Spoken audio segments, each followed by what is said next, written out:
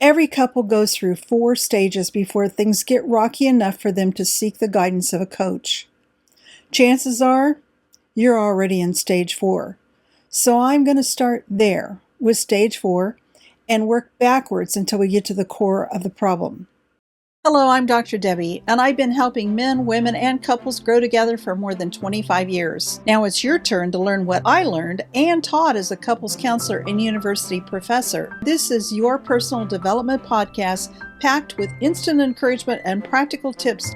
This is a safe place where women are valued and men are respected. We talk about biology, socialization, behavior, emotions, communication, and connection, because men and women are different. Always have been, always will be, and that's a very good thing. You know, every couple encounters challenges. That's just life.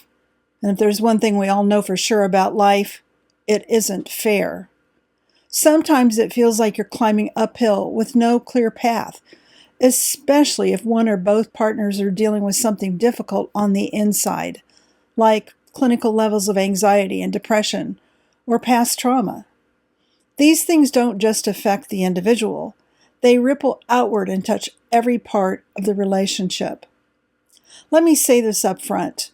If you're facing big issues like abandonment, abuse, addiction, or adultery, please don't go it alone.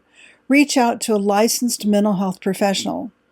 An effective therapist can walk with you through the unknown and help you get to the other side. But the majority of men and women, they're just having a hard time getting along. They argue, loudly or silently. Both are unhappy and dissatisfied in their relationship. They feel distant, unseen, misunderstood. They wonder, how did we get here? And more importantly, how do we get out of this mess? That's exactly who I'm here to help. Every couple goes through 4 stages before things get rocky enough for them to seek the guidance of a coach. Chances are you're already in stage 4.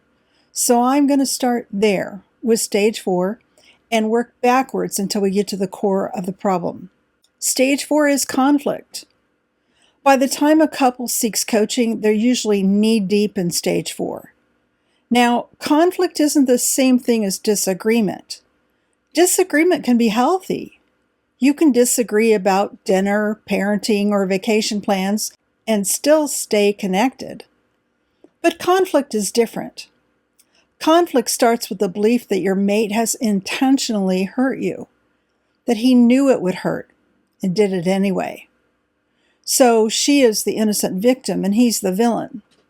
The conflict begins when he refuses to agree with her assessment. Likewise, she may say something that makes him feel disrespected. That's when his brain shifts into self-protection mode. He starts to see himself as the innocent victim. So she's the villain. And what do people do when they feel accused? They defend themselves. She says, "I can't believe you did that." He says, "I didn't do anything wrong," which makes her feel unseen. So she raises her voice or shuts down. And he often does the opposite of whatever she's doing. Sometimes they both get louder and sometimes they both shut down, though. Either way, their emotions continue to escalate as their relationship goes into a familiar and painfully powerful downward spiral, deep into frustration and despair. Oftentimes, his defense shows up as an explanation. "I don't know why you're so upset. I told you I had to work late. You don't understand what I go through every day to provide for this family." Or, "You shouldn't get all worked up about that. My mother's a wonderful person and she's just trying to help." He sounds reasonable on the surface, at least in his own head. He doesn't want to argue and believes that reason is the answer. But he is, in fact, discounting and devaluing her emotions and her experience. It's just a more polite version of a counterattack.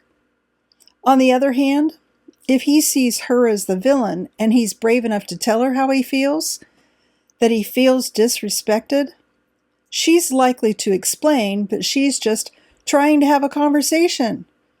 If he tells her how he tells her the whole story of how demeaned he feels, she might actually make fun of his vulnerability. At that point, both people are fighting for the role of victim, and no one wants to play the villain. And when all you have are two people vying for victimhood, no one can be the hero. Now here's the truth. Conflict is not the beginning of the end. It's the end result of something else, something that's been happening for a while in stage 3, and it's called disconnection. Disconnection doesn't always announce itself with a bang. It's sneaky. It shows up in the silence after a fight, the tension in a room, the awkward dinners, the nights spent scrolling instead of talking. Disconnection can happen in a single moment, but it becomes permanent when couples don't know how to repair it. Let me give you a quick example. He forgets to text that he's going to be late. She interprets that as she doesn't matter to him. Now, she says nothing when he finally walks in. She gives him the silent treatment instead. But he immediately senses something is off, and he withdraws to avoid a blow-up. She feels even more rejected, and the wall grows thicker. See how fast that happens? But it's not the moment that creates the growing distance, it's the lack of repair. Instead, they're cementing their disconnection in place, putting a giant wall between them that eliminates the possibility of learning, enjoying, and appreciating their differences. When couples don't know how to respond, to talk it out, laugh it off, or show a small gesture of love, they drift, slowly but surely. So what causes the disconnect? Well, feeling misunderstood and rejected, or having your thoughts and feelings rejected, trying to change who your partner is in one or more ways, how they think, how they feel, how they behave, and even personal preferences. So what keeps couples connected? Well, it's virtually the opposite, feeling understood and accepted by one another. In other words, the root of disconnection is misunderstanding, and that happens in stage 2. Misunderstanding is one of the most common traps between men and women. It's more than just hearing wrong. It's interpreting your partner's behavior through your own internal framework. In general, when a man does something his wife doesn't understand, she thinks he's wrong and tries to correct him. On the other hand, when a woman does something her husband doesn't understand, he's much more likely to give up or give in just to keep the peace. Instead of using the correct framework to decode your mate's behavior, you judge their actions according to your own framework of understanding, which never works because men and women are different by design. Let's say a wife wants to talk through something emotional and her husband goes quiet. She might think he doesn't care, but in his mind, he's just trying not to make it worse. He's calming himself down so he doesn't say the wrong thing. Or maybe a husband takes some space after an argument and his wife follows him from room to room, asking questions. He sees it as nagging. She sees it as trying to create connection.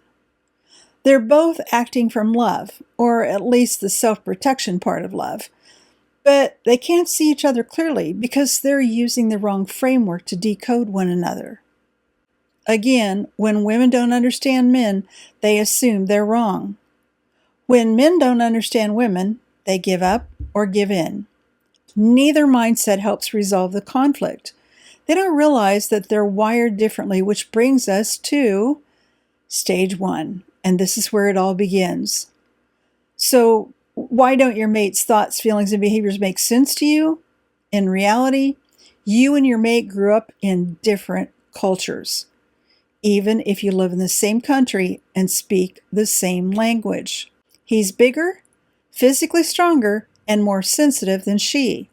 So his masculine culture taught him how to make the best of those qualities. He learned to cut to the chase, that words are simply a means of relaying information. So he uses fewer words and creates solutions and takes decisive action. He learned to process his feelings, which are much stronger than she realizes they are, quickly and efficiently, within himself, not by talking about them. In short, he learned that a healthy human being uses words sparingly, does not discuss his emotions, especially the vulnerable ones, and solves problems as quickly and efficiently as possible. His masculine worldview encourages him to protect, provide, problem solve, and please. Now, on the other hand, she is smaller with less muscle mass. She's tough as nails, yet her feelings are easily hurt. Her feminine culture taught her that life and safety, both physical and relational, hinges on emotional connection. Language is the best way to build a bond, so she uses tons of words and expresses all of her emotions, especially when it comes to vulnerability. In short, she learned that a healthy human being uses language to build strong emotional bonds. Her feminine worldview encourages her to nurture and protect, to reach out to others, to inspire, influence, and invite them into a richer experience of life together. Of course, each perspective has its own challenges, a dark side, if you will, but we'll save that discussion for another day. For now, just know that in the beginning, neither realizes just how differently they see the world, but it isn't long before their individual perspectives start to clash. The beautiful part is the adventure they're on together, to discover what they have in common and to dance together in the amazing waltz of love. Different sides of the same coin, different but complementary aspects of human existence. So let's recap those 4 stages, starting from the beginning this time. Stage 1 begins with not knowing how the opposite sex operates, not appreciating how men and women are different by design, not creating a framework for understanding how the other person thinks about life. Stage 2 begins with misunderstanding, using the wrong framework to decode your mate's thoughts, feelings, and behaviors. Then stage 3 is when the misunderstanding causes disconnection, and the slow drift when the repair doesn't happen. Finally, stage 4 is the conflict, where repeated hurts make both partners feel like arguing.